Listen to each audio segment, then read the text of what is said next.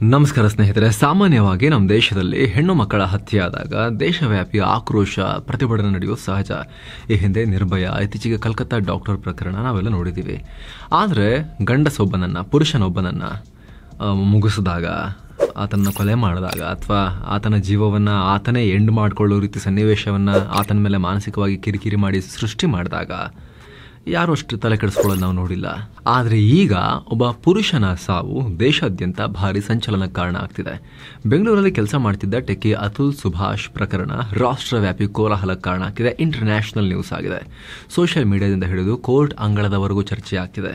Justice for Atul ಅಂತ ಮೊದಲ ಬಾರಿಗೆ ಪುರುಷನ ಪರವಾಗಿ ಅಭಿಯಾನ ನಡೀತಾ ಇದೆ. ಇದೀಗ ದೇಶದ ಸರ್ವೋಚ್ಚ ನ್ಯಾಯಾಲಯ, ಸುಪ್ರೀಂ ಕೋರ್ಟ್ ಕೂಡ ಎಂಟ್ರಿ ಆಗಿದೆ. ಜೀವನಾಂಶ ಪಡೆಯೋಕೆ 8 ಕಟ್ಟುನಿಟ್ಟಿನ ರೂಲ್ಸ್ ರೂಪಿಸಿದೆ. ಹಾಗಿದ್ರೆ ಏನಿದು ಅತುಲ್ ಸುಭಾಷ್ ಕೇಸ್? ಇಷ್ಟೊಂದು ಚರ್ಚೆ ಆಗ್ತಿರೋದು ಯಾಕೆ? ಅತುಲ್ ಸಾವಿಗೂ ಮುಂಚೆ ರಾಷ್ಟ್ರಪತಿಗೆ ಬರೆದ ಲೆಟರ್ನಲ್ಲಿ ಏನಿತ್ತು? ಜೀವನಾಂಶ ಅಂದ್ರೆ ಏನು? ಯಾಕೆ ಇದನ್ನ ಗಂಡಸರೇ ಕೊಡಬೇಕು?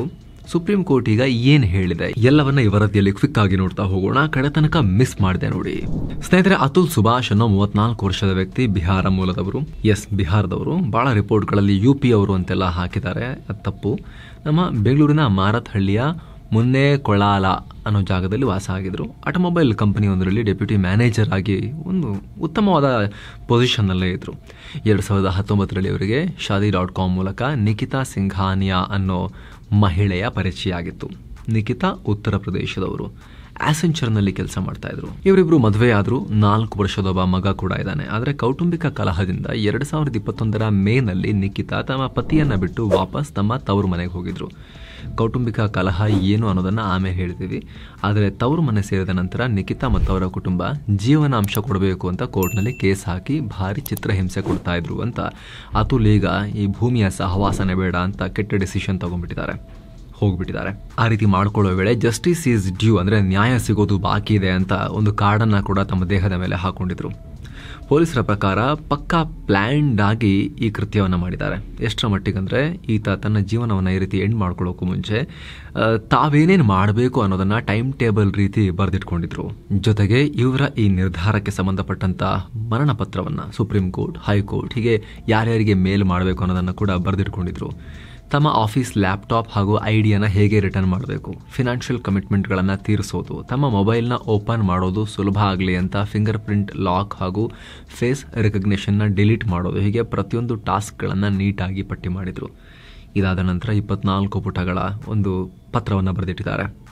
ಇದು ಮರಣ ಪತ್ರ ಅನ್ನೋದಕ್ಕಿಂತ ಹೆಚ್ಚಾಗಿ ಒಂದು ಲೀಗಲ್ ಡಾಕ್ಯುಮೆಂಟ್ ರೀತಿ ಅದನ್ನು ಅಚ್ಚುಕಟ್ಟಾಗಿ ಪಾಯಿಂಟ್ ಮೇಲೆ point hockey ಬರೆದಿಟ್ಬಿಟ್ಟಿದ್ದಾರೆ.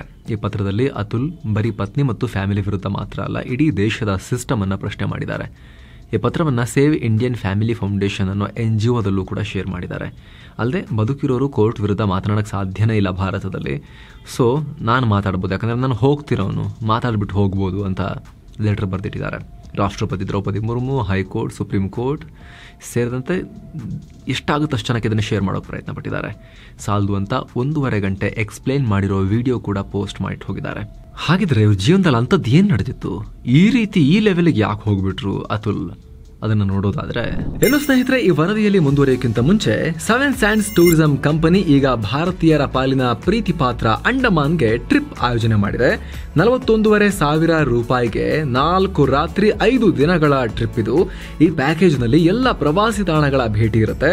Cellular jail, light and sound show, Havelock island tour, private ferry tickets ಇದೆಲ್ಲದರ ಚಾರ್ಜಸ್ ಇನ್ಕ್ಲೂಡ್ ಆಗಿದೆ.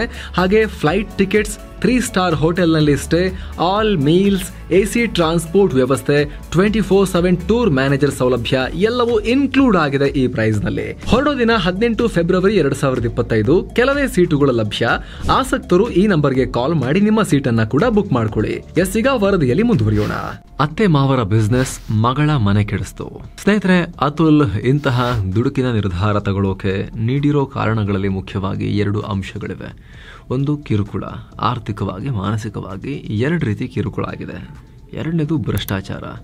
ಈ ಮೊದಲೇ ಹೇಳಿದಂತೆ 2019ರಲ್ಲಿ ಅತುಲ್ ಮತ್ತು ನಿಖಿತಾ ಮದುವೆಯಾಗಿದ್ರು. ಆದರೆ ಕೇವಲ 8 ತಿಂಗಳಲ್ಲಿ ಇಬ್ಬರ ಮಧ್ಯೆ ಮನಸ್ತಾಪ ಶುರುವಾಗುತ್ತೆ. ಅತುಲ್ ಪ್ರಕಾರ ಅವರ ಅತ್ತೆ ನಿಶಾ ಸಿಂಘಾನಿಯಾ ಅಂದರೆ ನಿಖಿತಾರ ತಾಯಿ ಒಂದು ಬಿಸ್ನೆಸ್ ಶುರು ಮಾಡಿದ್ರು. ಅದಕ್ಕೆ ಅತುಲ್ರಿಂದ 15 ಲಕ್ಷ ರೂಪಾಯಿ ಪಡೆದಿರ್ತಾರೆ.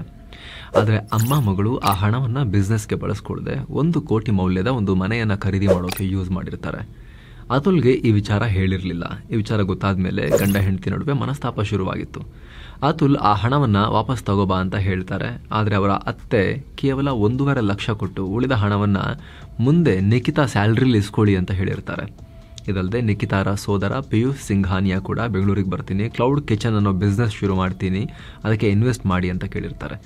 ಅಲ್ಲದೆ ಅವ್ರ ಮನೇಲೇ ಇರ್ತೀನಿ ಅಂತ ಹೇಳಿರ್ತಾರೆ. ಇದು ಕೂಡ ಅತುಲ್ಗೆ ಇಷ್ಟ ಇರೋದಿಲ್ಲ. ಹೀಗೆ ಹಣಕಾಸಿನ ವಿಚಾರದಲ್ಲಿ ಜಗಳ ಶುರುವಾಗಿರುತ್ತೆ. ಬಟ್ 15 ಲಕ್ಷ ರೂಪಾಯಿ ವಾಪಸ್ ಕೊಡುವಂತ ಕೇಳಿದಾಗ 2021ರಲ್ಲಿ ನಿಖಿತಾ ಮನೆ ಬಿಟ್ಟೇ ಹೋಗ್ಬಿಡ್ತಾರೆ. ಅತುಲ್ ಪ್ರಕಾರ ಮನೆ ಬಿಟ್ಟು ಹೋಗೋಕ್ಕಿಂತ ಮುಂಚೆ ನಿಖಿತಾ ತಾಯಿಗೆ ಈ ಮುಂಚೆ 15 ಲಕ್ಷ ರೂಪಾಯಿ ಕೊಟ್ಟಿರೋದಲ್ಲದೆ ಖುದ್ದು ನಿಖಿತಾಗೂ 20 ಲಕ್ಷ ರೂಪಾಯಿ ಎಕ್ಸ್ಟ್ರಾ ಕೊಟ್ಟಿದ್ರಂತೆ. ಸೊ ಈ ರೀತಿ ಅವರು ಮನೆ ಬಿಟ್ಟು ಹೋದ್ರು. ಆ ಟೈಮ್ನಲ್ಲಿ ವಿಚ್ಛೇದನ ಪತ್ರಕ್ಕೆ, ಡಿವೋರ್ಸ್ ಪತ್ರಕ್ಕೆ ಸೈನ್ ಕೂಡ ಹೋಗಿರ್ತಾರೆ. 3 ಕೋಟಿ ಡಿಮಾಂಡ್, ಕೋರ್ಟ್ನಲ್ಲೂ ಮೋಸ. ನಿಖಿತಾ ವಾಪಸ್ ಹೋಗ್ತಿದ್ದಂತೆ ಅವರ ಫ್ಯಾಮಿಲಿ ಅತುಲ್ ಮೇಲೆ ಸಾಲು ಸಾಲು ಕೇಸ್ಗಳ ಮೂಲಕ ಕಾನೂನನ್ನು ಬಳಸ್ಕೊಂಡು ಟಾರ್ಚರ್ ಶುರು ಮಾಡ್ತಾರೆ. ಕೊಲೆ ಯತ್ನ, ದೌರ್ಜನ್ಯ, ಅಸಹಜ ಲೈಂಗಿಕ ಯತ್ನ, ವರದಕ್ಷಿಣೆ, ಹೀಗೆ ಒಂದಲ್ಲ ಎರಡಲ್ಲ 9 ಕೇಸ್ಗಳನ್ನು ಅತುಲ್ ಮತ್ತು ಅವರ ಫ್ಯಾಮಿಲಿ ಮೇಲೆ ಹಾಕ್ತಾರೆ. ಹೆಂಡತಿ ಮತ್ತು ಅವ್ರ ಫ್ಯಾಮಿಲಿ ಕಡೆಯವರು. ಅಲ್ಲದೆ ತಿಂಗಳಿಗೆ 2 ಲಕ್ಷ ರೂಪಾಯಿ ಅಲಿಮನಿ ಬೇಡಿಕೆ ಇಡ್ತಾರೆ. ಅಲಿಮನಿ ಅಂದರೆ ಜೀವನಾಂಶ. ಪತಿ ಪತ್ನಿ ರೀತಿ ಸಡನ್ ಆಗಿ ಸಪರೇಟ್ ಆದಾಗ ಆರ್ಥಿಕವಾಗಿ ವೀಕ್ ಇರೋ ಪಾರ್ಟ್ನರ್ಗೆ ಸಪೋರ್ಟ್ ಸಿಗಬೇಕು ಅನ್ನೋ ಕಾರಣಕ್ಕೆ ಭಾರತದ ಕಾನೂನಲ್ಲಿ ಜೀವನಾಂಶ ಕೊಡೋಕೆ ಆ ಅಂಶ ಇದೆ. ಇದನ್ನು ಪತಿ ಪತ್ನಿ ಇಬ್ಬರೂ ಕ್ಲೈಮ್ ಮಾಡ್ಬೋದು. ಆರ್ಥಿಕವಾಗಿ ಸಬಲರಾಗಿರೋರು ಕೊಡಬೇಕು. ಆದರೆ ಮೋಸ್ಟ್ ಆಫ್ ದಿ ಟೈಮ್ ಮಹಿಳೆಯರೇ ಜೀವನಾಂಶ ಕೇಳ್ತಾರೆ. ಇಲ್ಲೂ ಕೂಡ ನಿಖಿತಾ ಅತುಲ್ ಬಳಿ ತಿಂಗಳಿಗೆ 2 ಲಕ್ಷ ರೂಪಾಯಿ ಕೊಡಬೇಕು ಅಂತ ಡಿಮಾಂಡ್ ಮಾಡ್ತಾರೆ. ಉತ್ತರ ಪ್ರದೇಶದ ಜೌನ್ಪುರ್ ಕೌಟುಂಬಿಕ ನ್ಯಾಯಾಲಯದಲ್ಲಿ ಕೇಸ್ ದಾಖಲಾಗುತ್ತೆ. ಕೇಸ್ ಶುರುವಾಗೋಕ್ಕೂ ಮುನ್ನ ಇದೆಲ್ಲ ಕ್ಲಿಯರ್ ಮಾಡಬೇಕು ಅಂದರೆ ಬರೋಬ್ಬರಿ 3 ಕೋಟಿ ರೂಪಾಯಿ ಕೊಟ್ಟರೆ ಇದೆಲ್ಲ ಡ್ರಾಪ್ ಮಾಡ್ತೀವಿ ಅಂತ ನಿಖಿತಾ ಆ್ಯಂಡ್ ಫ್ಯಾಮಿಲಿ ಅತುಲ್ ಮುಂದೆ ಡಿಮಾಂಡ್ ಇಡುತ್ತೆ. ಹೋಗ್ಲಿ ಕೋರ್ಟಲ್ಲಿ ನ್ಯಾಯ ಸಿಗ್ಬೋದು ಅಂದರೆ ಅದು ಕೂಡ ಆಗಲ್ಲ. ಜೌನ್ಪುರ ಕೋರ್ಟ್ನ ಜಡ್ಜ್ ರಿಟಾ ಕೌಶಿಕ್ 5 ಲಕ್ಷ ರೂಪಾಯಿ ಕೊಟ್ಟರೆ ಕೇಸ್ನ ಸೆಟಲ್ ಮಾಡ್ಕೊಡ್ತೀನಿ ಅಂತ ಲಂಚದ ಬೇಡಿಕೆ ಇಟ್ಟಿದ್ರು ಜಡ್ಜ್ ಅಂತ ಅತುಲ್ ಆರೋಪ ಮಾಡಿದ್ದಾರೆ.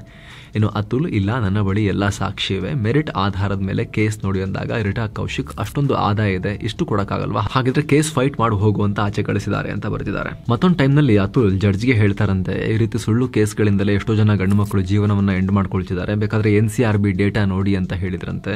ಆಗ ಅಲ್ಲೇ ಇದ್ದ ನಿಖಿತಾ ಮತ್ತೆ ನೀ ಯಾಕೆ ಇನ್ನೂ ಮಾಡ್ಕೊಂಡಿಲ್ಲ ಅಂತ ಹೇಳಿ ಕೇಳ್ತಾರಂತೆ ಪತ್ನಿ ನಿಖಿತಾ. ಆಗ ಜಡ್ಜ್ ರಿಟಾ ಕೌಶಿಕ್ ನಕ್ಕಿದ್ರಂತೆ, ಜಡ್ಜ್ ನಗಾಡಿದ್ರಂತೆ. ಆಗ ಆಚೆ ಹೋಗಮ್ಮ ಅಂತ ನಿಖಿತಾಗೆ ಹೇಳಿದ್ರಂತೆ ನಕ್ಕು. ಹೀಗೆ ಬರೋಬ್ಬರಿ 2 ವರ್ಷ ಅತುಲ್ ಕೇಸ್ ಇದ್ದಾಗ ಪದೇ ಪದೇ ಬೆಂಗಳೂರಿಂದ ಜೌನ್ಪುರ್ಗೆ ಹೋಗಬೇಕಾಗಿರುತ್ತೆ ಅವರು. ಅತುಲ್ ತಂದೆ ತಾಯಿ ಕೂಡ ಬಿಹಾರದಿಂದ UPಗೆ ಬರಬೇಕಾಗಿರುತ್ತೆ. ಹೋದಾಗ ಕೇಸ್ ನಡೆಯುತ್ತಾ, ಅದೂ ಇಲ್ಲ. ಕೆಲವೊಂದು ಸಲ ಜಡ್ಜ್ ಇಲ್ಲ ಅಂತ, ಕೆಲವೊಮ್ಮೆ ನಿಖಿತಾ ಫ್ಯಾಮಿಲಿ ಬಂದಿಲ್ಲ ಅಂತ ಕೇಸ್ ಮುಂದೂಡಿಕೆ ಮಾಡಲಾಗ್ತಿರುತ್ತೆ. ವರ್ಷದಲ್ಲಿ ನನಗೆ ಇರೋದೇ 23 ದಿನ ರಜೆ, ಹೀಗಾಗಿ ಬೇಕು ಅಂತಲೇ ತಮಗೆ ಕಿರುಕುಳ ಕೊಡೋದಕ್ಕಾಗಿಯೇ ಈ ರೀತಿ ಮಾಡ್ತಿದ್ದಾರೆ ಅಂತ ಅತುಲ್ ಹೇಳ್ಕೊಂಡಿದ್ದಾರೆ.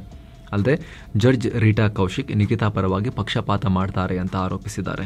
2022ರಲ್ಲಿ ನಿಖಿತಾನೇ ಡಿವೋರ್ಸ್ ಪೇಪರ್ಗೆ ಸೈನ್ ಮಾಡಿದ್ರು. ಆದರೆ ಹಾಗೆ ಮಾಡಿದ್ರೆ ಹೆಚ್ಚಿನ ಜೀವನಾಂಶ ಸಿಗಲ್ಲ ಅಂತ 2022ರಲ್ಲಿ ನಾನು ಡಿವೋರ್ಸ್ ಮಾಡೇ ಇರಲಿಲ್ಲ, ನಮ್ಮ ಲಾಯರೇ ಗೊತ್ತಿಲ್ಲದೆ ನನ್ನ ಪರವಾಗಿ ಫೈಲ್ ಮಾಡಿಬಿಟ್ರು ಅಂತ ಸುಳ್ಳು ಹೇಳ್ತಾರೆ. ಅದನ್ನು ಸಲೀಸಾಗಿ ಜಡ್ಜ್ ರಿಟಾ ಹೌದು ಅಂತ ಒಪ್ಕೊಳ್ತಾರೆ. ಜಡ್ಜ್ ರಿಟಾ ಕೌಶಿಕ್ರ ಅಧಿಕಾರಿ ಪೇಶ್ಕರ್ ಮಾಧವ್ ಕೂಡ ಪ್ರತಿ ಸಲ ನನ್ನಿಂದ 500,000 ರೂಪಾಯಿ ಲಂಚವನ್ನು ಕಿತ್ಕೊಳ್ತಾನೆ ಇದ್ದ.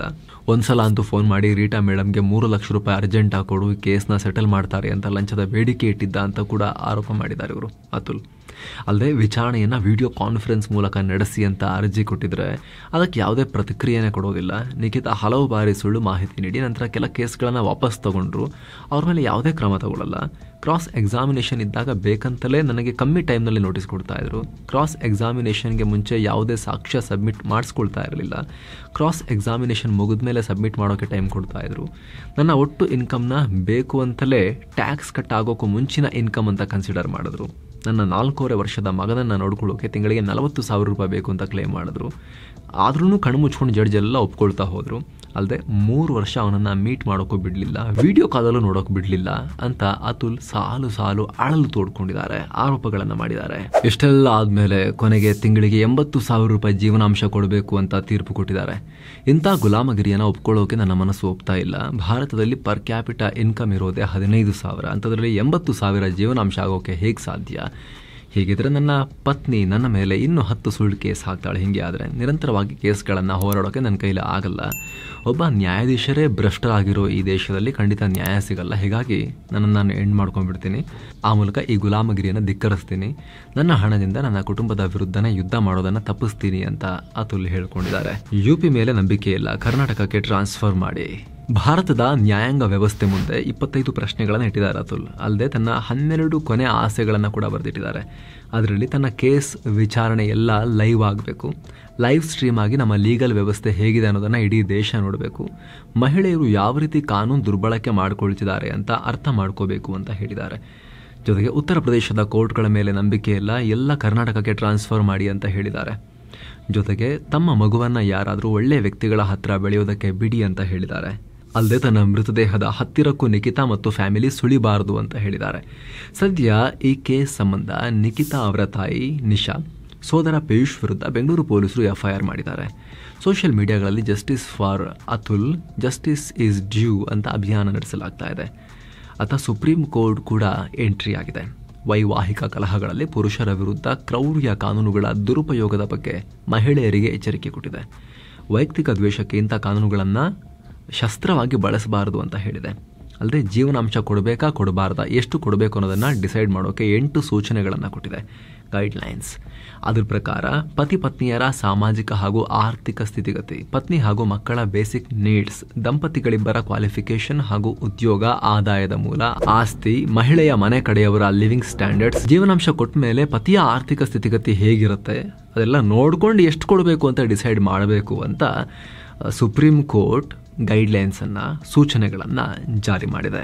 ಸೊ ಇನ್ಮೇಲೆ ಕೋರ್ಟಲ್ಲಿ, ದೇಶದ ಯಾವುದೇ ಕೋರ್ಟಲ್ಲಿ ಆರ್ಡರ್ ಕೊಡೋಕ್ಕಿಂತ ಮುಂಚೆ ಈ ಸೂಚನೆಗಳನ್ನು ಮೈಂಡಲ್ಲಿ ಇಟ್ಕೊಂಡು ಕೊಡಬೇಕಾಗತ್ತೆ. ಸೊ ಫ್ರೆಂಡ್ಸ್, ಇದಾಗಿತ್ತು ಅತುಲ್ ಪ್ರಕರಣದ ಬಗ್ಗೆ ನಿಮಗೆ ಮಾಹಿತಿ ಕೊಡೋ ಪ್ರಯತ್ನ. ನಿಮಗೆ ಏನು ಅನಿಸುತ್ತೆ ಇದ್ರ ಬಗ್ಗೆ ಕಾಮೆಂಟ್ ಮಾಡಿ ತಿಳಿಸಿ. ಮತ್ತೆ ಭೇಟಿ ಆಗ್ತಿರೋಣ. ನಮಸ್ತೆ.